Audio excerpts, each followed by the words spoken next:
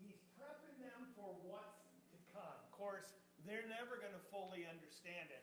So here in chapter 13, we see it's the week of the Feast of the Passover. We looked at this verse last week, and we're going to get to the foot washing is where we left off, because this is the most amazing thing. You don't got me yet? All right. How about now? We probably need a battery. He's waving his hand because they're not recording right now. All right. So what's incredible about this is John being an eyewitness is probably as stunned as anyone the way he records these events that take place. He's just very short and to the point on each little thing that takes place. Okay, let's pause. Thank you, sir.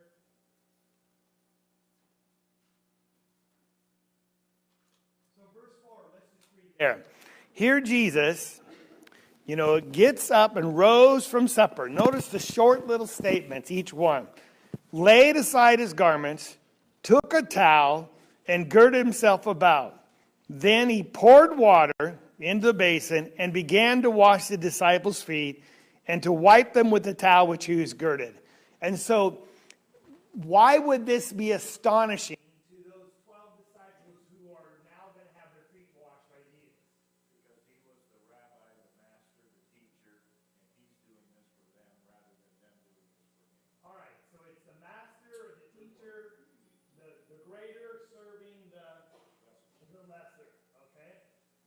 Why are they washing their feet? Just make sure we're all on the same page. There's only one reason. Because they're dirty, all right? In their day, they traveled in sandals, and act of hospitality and service when you came into a home was to wash your guests' feet. And it was always given to the lowest of the servants. Now, for some reason, no one had done this, probably because we know they've been jockeying for position, haven't the disciples? Remember once they were arguing who's going to be the greatest in the kingdom? So this has been going on, so I'm not going to humble myself by washing your guys' feet. Yes?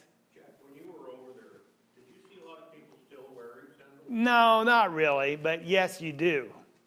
But not a lot. You see it more in Africa and other places like that. You see it a lot. And of course, you see it in Hawaii too. They wear a lot of sandals there, but their feet aren't dirty. But it's just that's what they wore. So interesting question. So we see that, and he gets to Peter then, and let me ask another thing.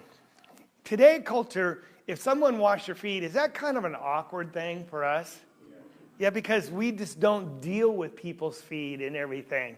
So, but it'd be more commonplace for them, wouldn't it?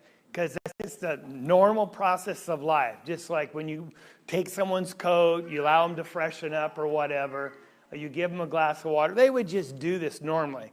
But it's awkward when you have the greater doing it to the lesser. Yes? Not only out of the respect, but it was more convenient as well, and it was refreshing to them. Very refreshing. Walking in hot sand. Yeah.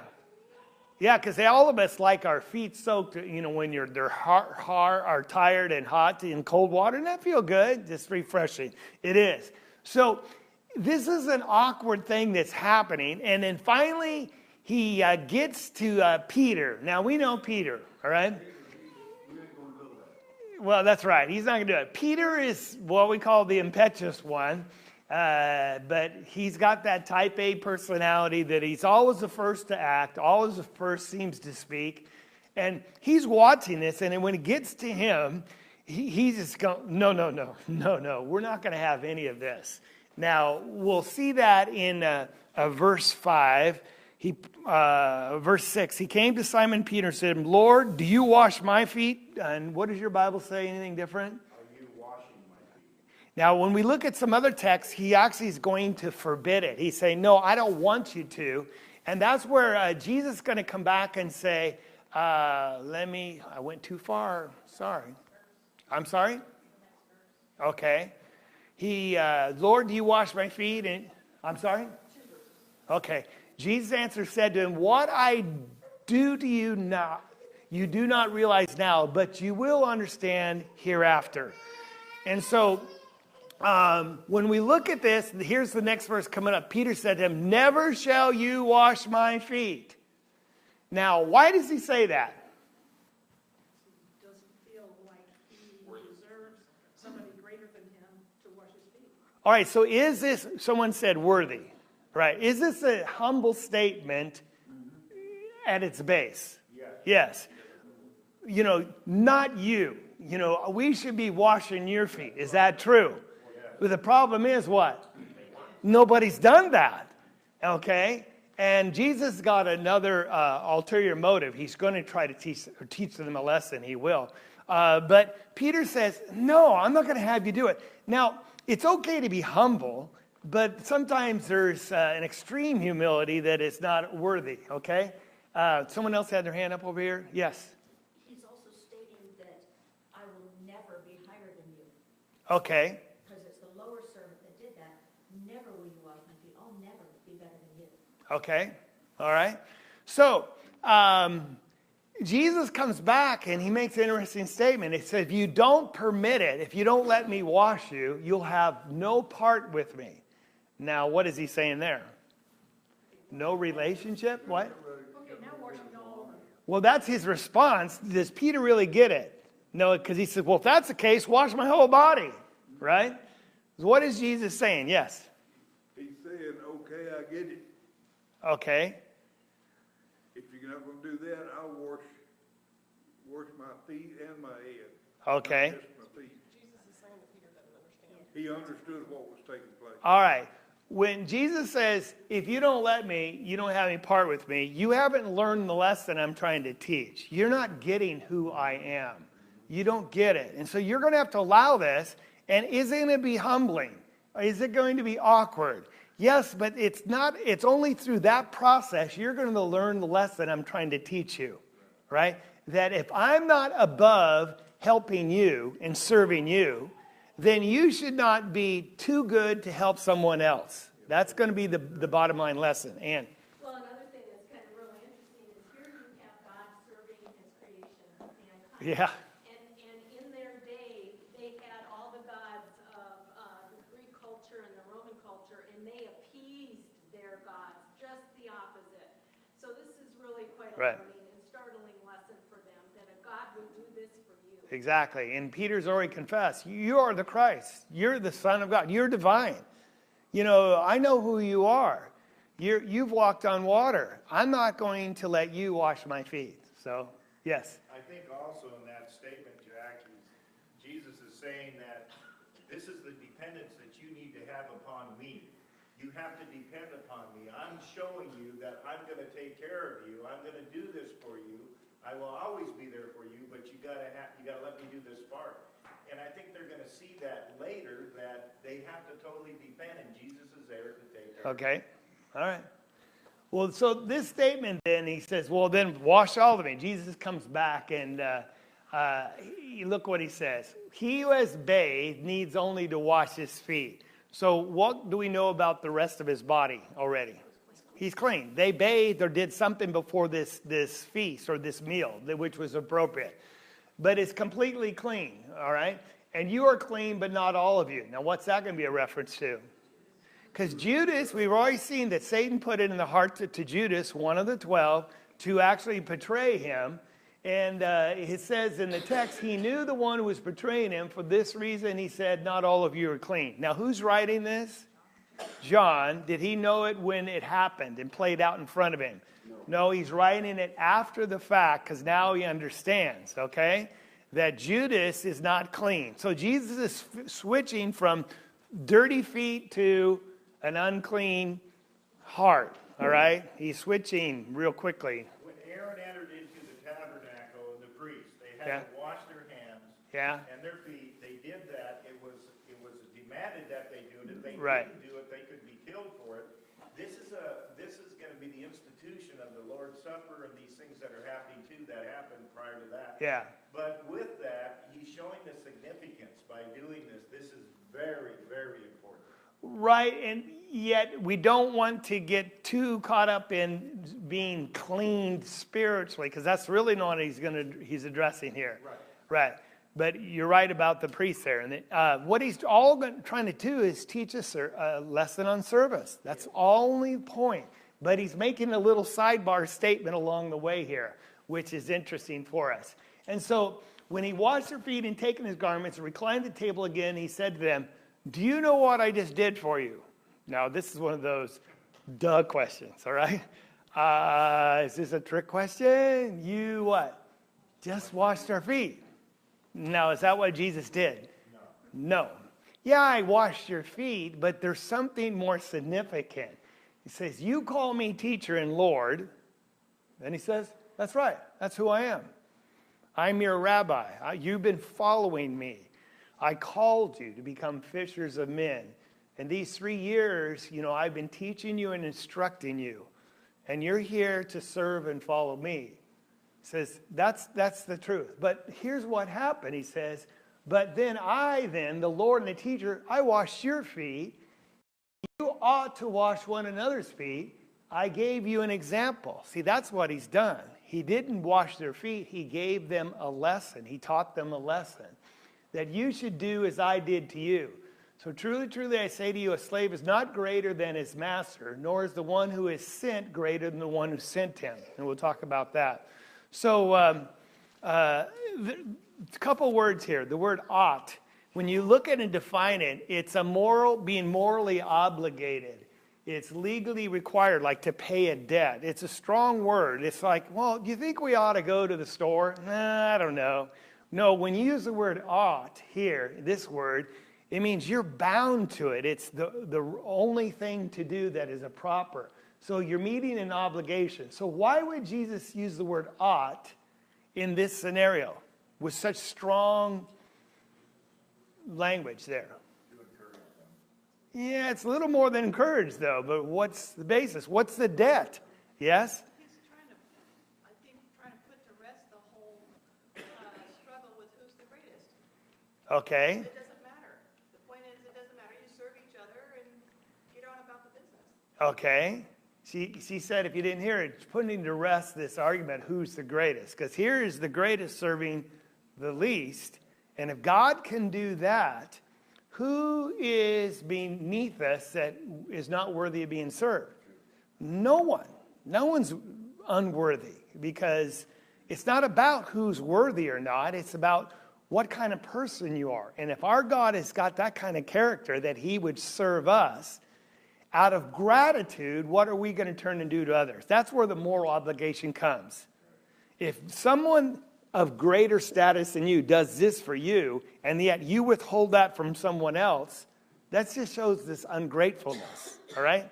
Go ahead. Also, with the whole who's the greatest argument, not only does it put them in even plane with each other, but it also emphasizes he is the greatest. Right. So why are you fighting among yourselves who's the greatest? It's me. That's right.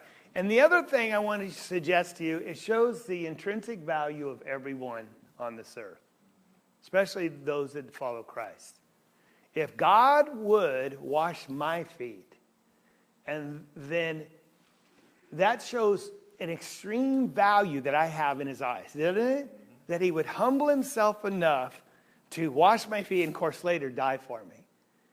That just raises our status in our own eyes. But God already knew that. He loved us so much, he was willing to do that. And so what we have to do is raise the status of everyone around us to the equal position, because they're extremely valuable in God's eyes, so they must be in my eyes as well. Even though they come in different shapes, different status, different colors and all that, they're all of equal value. And so I should be willing and want to enthusiastically serve one another, all right? Not okay, all right? Does that make sense? This is the hallmark of what Christianity is all about. And it's what sets us apart, it's supposed to, from other, religions, okay? So, nor is the one who sent greater than the one who sent him. So, the example is a figure of, it's in other words, I've illustrated. Jesus is good. He didn't just tell you what to do. He showed us. So you can't miss the point. And he painted a picture by his own actions, and even though it was uncomfortable. Now, When he says a slave is not greater than his master, nor is the one who sent greater than the one who sent him, that's going to be allusion to what's coming up next, because Jesus was sent by who? The Father. And what's Jesus going to do? Send out the 12. So the one sending is greater than the one being sent, because the one sent is a servant to bid the will of the master. But Jesus says, he's acknowledged, I am greater, but I'm still the one serving. So if it's not beneath me, then it should not be beneath you. Now I love verse 17. If you know these things, first thing you got to what? You got to learn this lesson. Now, frankly, a lot of Christians haven't learned this lesson because service is beneath them. They want to be served, they want to get rather than give. But if you know these things, right? So the second thing, if you know them, what? You're blessed. Why? If you do them. That's the big thing. It's not about knowledge. If you want to be blessed by God and you want to be happy yourself, then practice what you know to be true. Yes? Just so for myself, so I understand it, because we don't wash feet today, but that is an example for us to be service to other Christians. That one. All right, I'm glad you raised that question because the next slide's going to answer it. All right. Are we supposed to have foot washing services? Okay, Wayne? Just real quickly, I look up the word ought, and I see that it says it's a moral obligation. Oh, yeah? Right. Moral. That's right. Because of when you value people for what they do, you're going to serve them. That's right. Yes.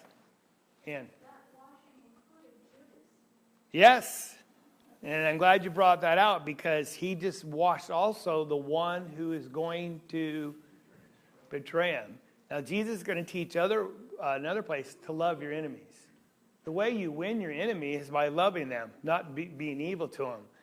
And did Jesus love Judas to the end? Now, that's what this chapter started. He said he loved his disciples to the end, to the fullest. And here, how hard it would have been to wash Judas's feet when he knows those feet in a little while are going to carry this man to go betray Jesus. Wouldn't that have been hard, difficult? But Jesus had that within him. Because it's not about me, it's about serving you. So, that's a good point. By the way, the one who is sent, this word here is the word apostolos, which we get the word what? Apostle. And the word apostle is just one sent forth, okay? And we'll come back to that later. Going back to Marvin's question or comment, they have this, I don't even know how to pronounce it. Did you want to give it a try? It's Latin, huh? Thank you. Peta means what? We know that, foot. This is a service that is conducted in many groups to honor what Jesus said. It's a foot washing service. That's what it is, pedalavi, and it's a foot washing service. And they do it. And now notice how they're doing it. Who's doing it? And notice the nice basins, gold. Have they missed something that Jesus is teaching? A ritual, you said. Was Jesus saying, wash people's feet? No. The lesson was what? Serve people. If their feet are dirty, what? Wash them. But if they're not dirty, should you wash them just to have a service and say, we wash people's feet? No, you missed the whole point of the lesson. And so we have this, Bruce writes, the studied formality of the Pedalavian on Maundy Thursday, that's when they actually carry this out. It's called Maundy Thursday. When bishops, abbots, and sovereigns have traditionally washed the feet of paupers, may commemorate our Lord's action, but in the nature of the case, it can scarcely fulfill its spirit. What's he saying? They missed the point. Thank you. Why couldn't you just say that? They just missed the point. Well, yeah, they're carrying out actions, but do they miss the spirit of what Jesus is trying to teach? Service. I know, the whole thing. But isn't that what man does to religion?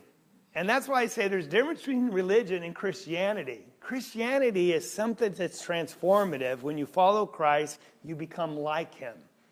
And you become like him in his areas of service. Because the one thing Jesus was, he was a giver, not a taker. He gave, and gave some more. All right, so that's just interesting. Have anyone heard of groups that do that today? Yeah, there are groups in this area that they'll have foot washing services. And they think they're honoring Christ.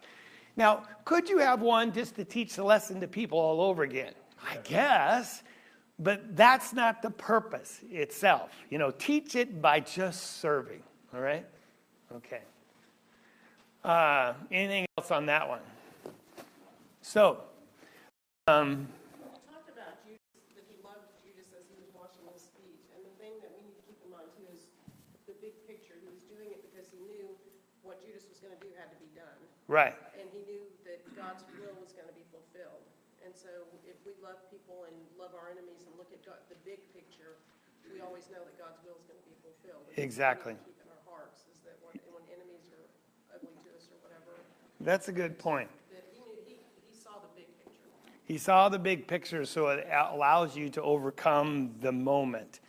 And that's true. When you know God's going to take care of you, even though we have evil sometimes we have to deal with, look past it, and God's going to take care of things. So he's going to get back to Judas here in chapter 13 and verse 18 now. He says, I do not speak all of you, because I know the ones I have chosen, but it is the scripture that the scripture might be fulfilled. He who eats my bread has lifted up his heel against me. And from now on, I'm telling you before it comes to pass, so that when it does occur, you may believe that I am he. Truly, truly, I say, whomever I send receives me, and he who receives me receives him who sent me. And when he said this, he became troubled in spirit and testified and said, truly I say to you that one of you will betray me. So he's going from general language to now very specific. One of you is going to betray me.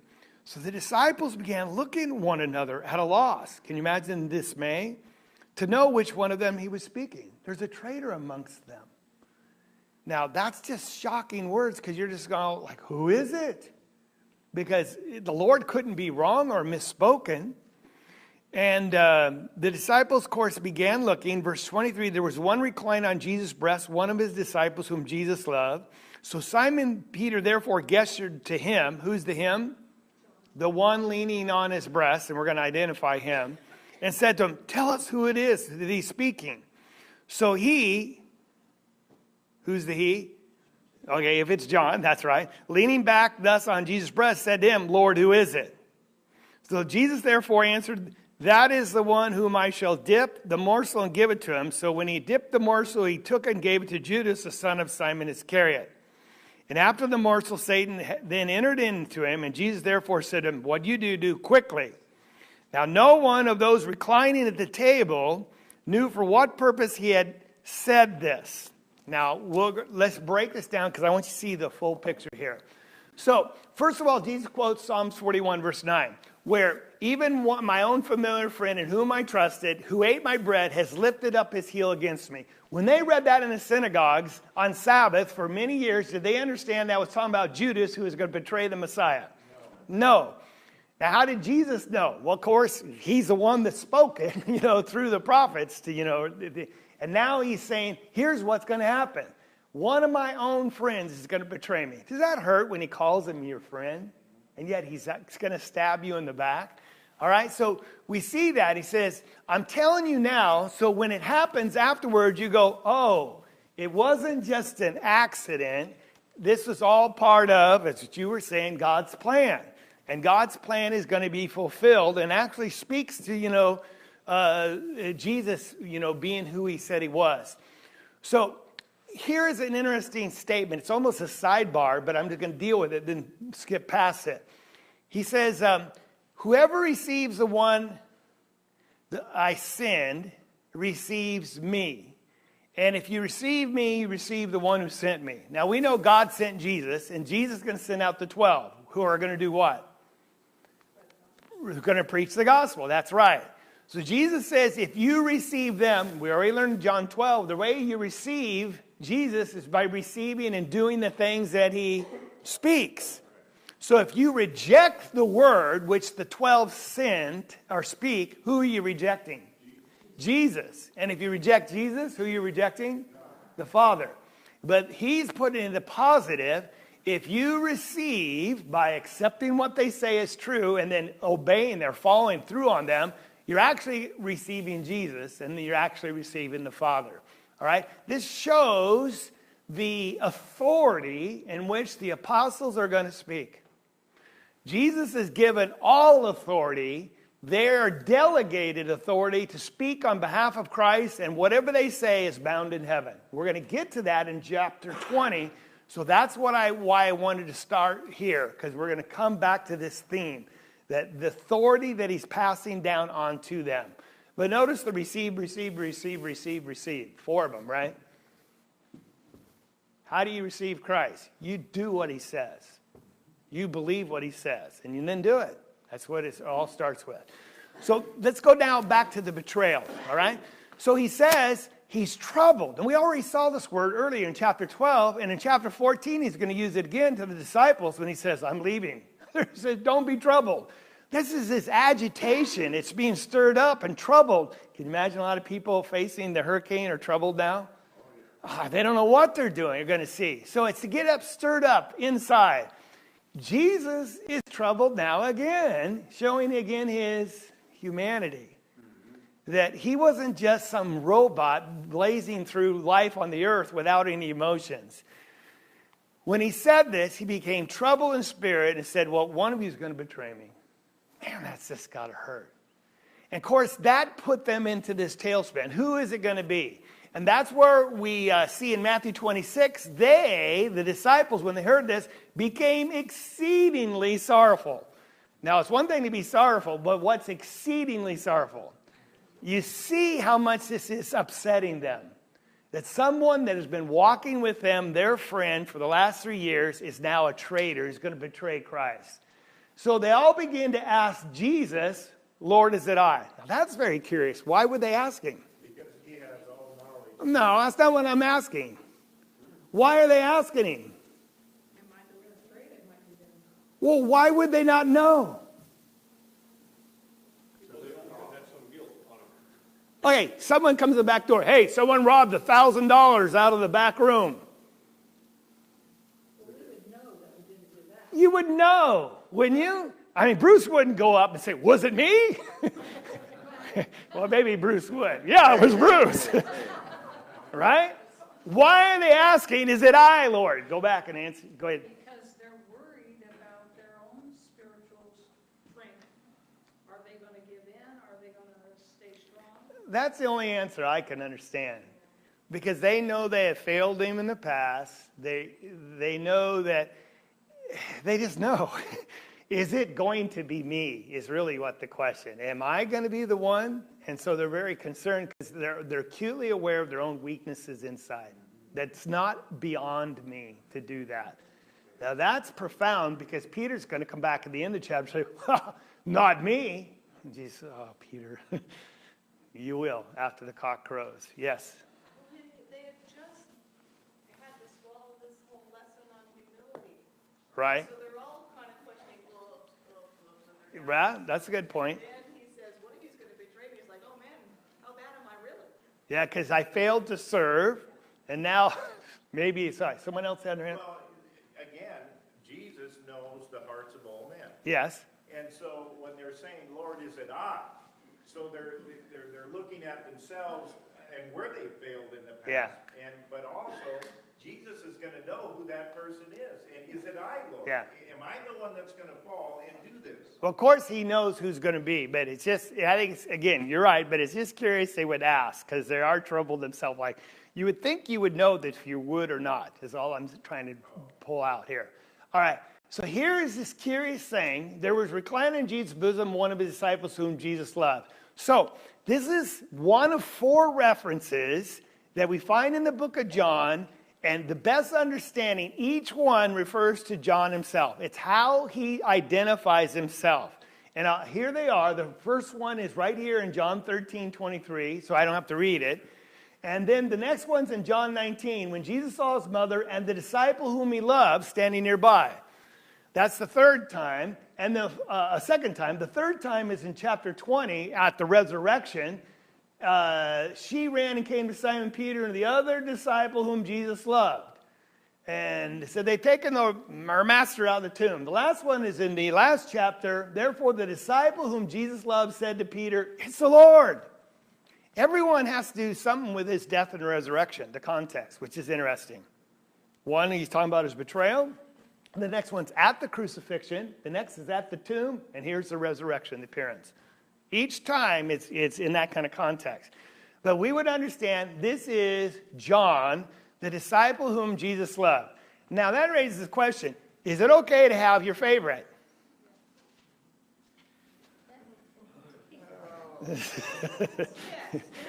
Yes, huh? You always have closer friends than others.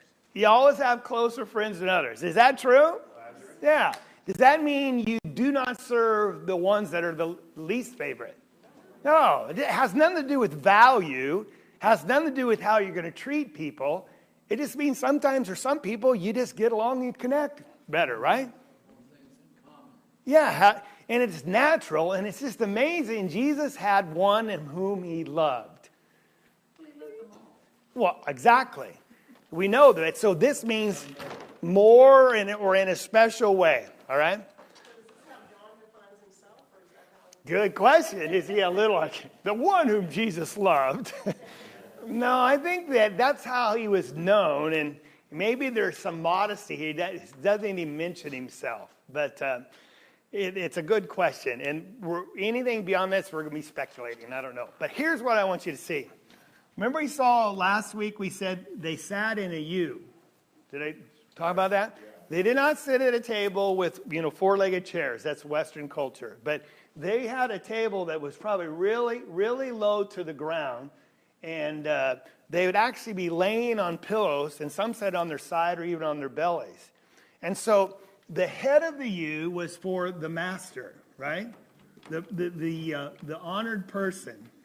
And then people would be sitting or laying stretched out like this. So 1, 2, 3, 4, 5, 6, 7, 8, 9, 10. 11, 12. The person on the right was the honored position. So that's the right of the master. That's far left, right? That was the honored place. And then this would be the next one right here on his left. Now it's interesting. Who does Simon ask to ask Jesus who it is? He asked John. So the best understanding, this person right here is John.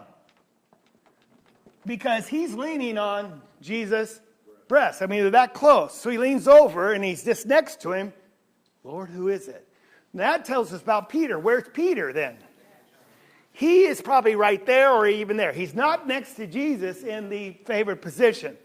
Now, what's also interesting, when John asked him, who is it, Lord? He said, it's the one who I'm going to give the morsel to. That's probably Judas on his other side.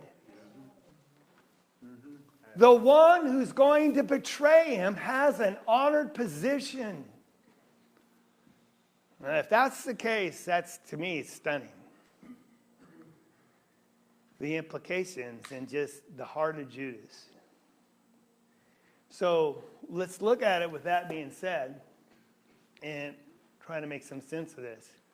So there was reclining on Jesus' bosom one of his disciples whom Jesus loved. That'd be John. So Simon Peter gestured to him, said, tell us whom it is speaking. Because he couldn't ask Jesus himself, but John could. So he, leaning back thus on Jesus' bosom, said to him, Lord, who is it? See how it happened?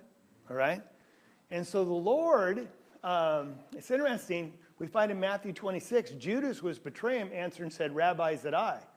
And he said to him, you have said it. So he's going to ask the same question. Now, the reason I think there's evidence that he's sitting there is because no one else knows why Judas is going to get up. It says that in the text. We'll read that in a second. So if they didn't know, did they hear this conversation? Because if Judas was in this position, he goes, Lord, is it I? And Jesus said, you've said it. Would they all know? Yes. So it must have been just this private conversation. You're sitting at a dinner table. Don't you have a private sometime with the person next to you? And you say, man, this chicken's really good, right? And it's, right, we do that. So that's what's happening here. So we see in verse 25, he asked who it was. So Jesus answered to who? To who? John.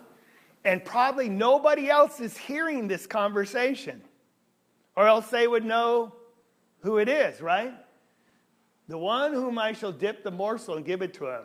So he dipped the morsel and he took and gave it to Judas. Here's what Tasker writes. When Jesus offered Judas a special morsel from the common dish, such that it was customary for a host to offer an honored guest, it is a mark of divine love, which ever seeks to overcome evil with good. So in other words, when the host offers this food to someone, that shows they're an honored guest. Is Jesus trying to win his heart back and soften him? And that's what he's overcoming evil with his own goodness, but to no avail. So when you look at what's going on here, it heightens the tension, all the acts of Jesus. Because if you could see what's happening and know he's going to betray him, like, Lord, how could you do that? But he knows what's going to happen. That explains the impact that it had on Judas. Yeah. Until the end of his life. The shame He was that close. where he hung himself later. Yeah. All right. So, yes. At the same time, Judas is his ticket home. I'm sorry? At the same time, Judas is Jesus' ticket home. Oh, Judas is Jesus' ticket home. Okay? Jesus has been wanting to go home. And you're actually right in what you're saying, because the next couple verses are going to say that. So, yeah. It all works according to his plan. Wayne. Just real quick, you gotta remember though, it wasn't just Judas, all 12 betrayed. They all denied him, but Judas specifically betrayed him into the hands of the enemy. That's be the difference. Yes, but you're right. Joe? Well, apparently, this was completely out of Judas's control because the devil entered him. All right. Here it says, after the morsel, Satan had entered to him. We already read that earlier. Satan had entered his heart, and we had that discussion. And Satan will not, I'll just say this. Satan will not enter your heart unless you let him. It's a choice. Because what was Judas already doing? Robbing from the treasury box. All right? So he had an evil heart, and Satan knows that, and he will use that as an opportunity to tempt you to do something else. Because what's he going to betray Jesus for? Money. It's all about money in his eyes. All right?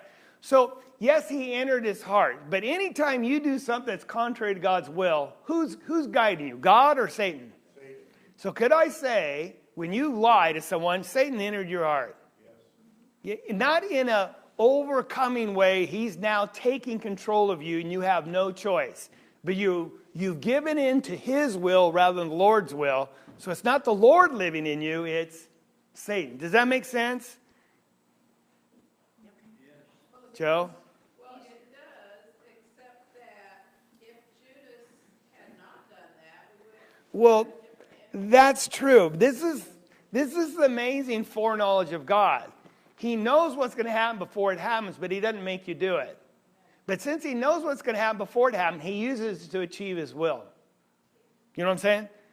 It's not predestined, it's foreknowledge. Like, I know what you're going to do, so you're the weak link here, and so I'm going to use you to glorify my Father. In your sin. That's what's amazing. Does that make sense? All right. Yes? Esther was told maybe you're put here for this purpose. She had to If you choose. don't do it, God will find somebody else. She had to choose. Right. Someone else had their hand up? Right. Yes. So according to the conversation you're talking about, it sounds like John was the betrayer. Yeah, he seemed like he would have to know, but later it says none of them knew. So maybe he didn't understand it. I don't know. I can't answer that. But good observation. Yes? I was going to say, there's a difference between maybe Satan and demons. Yes? Sometimes demons enter into our body. And did take over. But when Satan enters our heart, Yes. our heart is our inclination, our ability to discern and to be able Right. And that whole paradigm continues in everything that we do. That's right. The New Testament is full of those different types of When you let him in a little, he just pours in. Yeah, good point. All right. So he tells, say, get up, do what you're going to do quickly. So no one of those reclining table knew for what purpose it said to him. They were thinking, since he had the money box, that he was going to go buy some things for the poor. Sorry, I didn't mean to go through there that fast. Buy things for the feast. He'd give something to the poor. In other words, they didn't know. But as soon as he received the morsel, what did he do? Why did he do it so quickly? Probably because he knew what he was going to do, and Jesus is calling him on it. And maybe out of shame or just, he just got up and did it. And have you ever been in that situation where you knew you're caught and you don't want to sit there and deny? So you just get up and leave? Yeah, and I think part of it was Jesus told him specifically to do it. yes. I mean, even in what he was doing, he listened. That's right. Still his disciple all the way to the end. But even then, he could have repented at the last moment. He could have repented, chose not to. So here Jesus is going to flip back to the washing the feet because he's going to give a new commandment, and we have just enough time. Can you imagine what was going through the apostles' mind Yeah. while they waited for him to designate the loser? Yeah, and they don't know. I know they're still wondering who it is. It's a lot of tension in the room, to say the least, okay? Now Jesus is going to go on, and we have just enough time to talk about it. When he gone out, Jesus said, and this is what Bruce was referring to, now the Son of Man is glorified. And God is glorified in him. And God, if God is glorified in him, God will glorify him in himself and will glorify him immediately. Now, what do we see here? Glorify, glorify, glorify, glorify. We look at the cross, we look at shame, death, humility, beating, sacrifice. When Jesus is looking what's in motion now, because he can't stop it now, it's all in motion, he sees what? Glory, glory, glory, glory, glory. What a different perspective. Even though he despised the shame, Hebrews chapter 12 says he looked to the joy set before him. He gets to go home when he's accomplishing the will of God, glorifying him by doing what God asked him to do. It's all about perspective. If you see you're glorifying God in this hard task, you're going to find the wherewithal to do it. If you're looking at misery and humility and shame and being persecuted, you're going to run, right? It's all about perspective. And that's what he has here. So he says, I'm going to be with you a little while. You're going to seek me. And just like I told the Jews, you're not going to be able to find me. So that's where he's going to give this new commandment. I'm going to save it for next week. But here he says, love one another, right? As I loved you. We're going to explain that. But here I just want to share this with you because there is a group list of Christians on Facebook. This is one time Facebook does a good job. Well, one of maybe some other time. And they're posting ways to help Christians in the Texas area and now in Florida. And here is just some of the postings I want you to see. Here's Jennifer Steger. Don't know her. But Florida evacuees. We have a finished basement with half bath available. Showers available upstairs. It's a queen pull-out bed, and we can set up other beds on the floor to accommodate a large family. We've got a crib available. We're pet-friendly. We live on 8 acres. We can board livestock if needed. We live in Tennessee. What are they doing? Inviting evacuees, just move into our house. And the pages are full of people offering this. What are they practicing? Love one another. When you wash their feet, when they're dirty, when you open your home, when people are homeless. Here's another one. Houston area. We have 2 furnished bedrooms available, standby generator that powers the whole home. We have power, AC, I'm going there, dryers. For allergy purpose, we have 3 dogs and pigs. In other words, just be careful if you want to come, all right? Here's another one. This is in Alabama. I can take in a large family or what? 2 fully furnished downstairs apartment with kitchen, full bath that is 2,000 square feet.